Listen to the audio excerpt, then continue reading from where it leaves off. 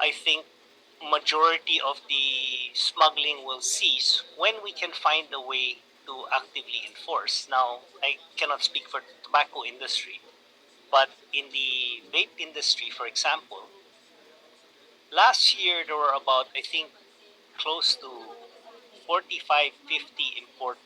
Mr. Chamsay, we call on Mr. Aranza of the FBI. Good morning, Mr. Chair. Allow me first to mention something about the cigarette industry because I'm not in cigarette business, but it's open that the two big manufacturers are members of the Federation of Philippine Industry. May I, in one of the hearings in the Senate years back, when they want to increase the tax, I mentioned that increasing the tax too high will encourage and give appetite to all these smugglers to come. Because on the tax alone, they make money. On the tax alone. And I don't know if there is a direct relationship now when you increase and see whether the increase in smuggling is also going up. I believe that's happening. I just don't have the figure. Number two is I don't know if this why it was not taken up. But in one of the meetings of the FBI with the cigarette group, there was a colonel. I forget the name. I'm so sorry. I'm too old to remember. I forget the name. But that colonel reported that when the raided rebels come, they saw a lot of smuggled cigarettes.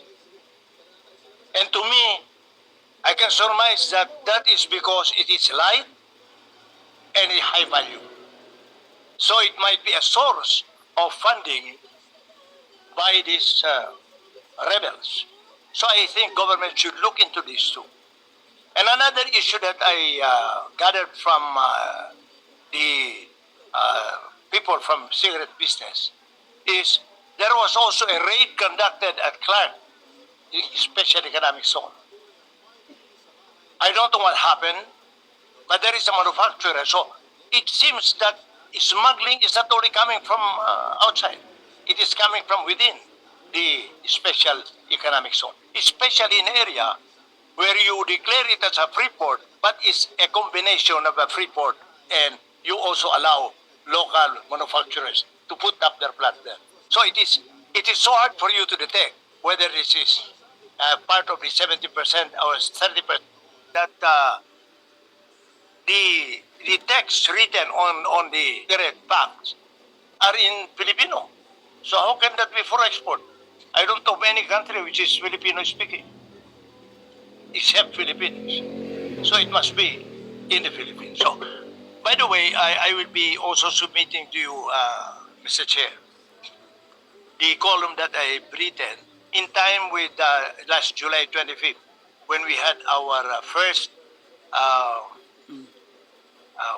convention, meeting, a summit of the illicit trade, anti-illicit trade summit.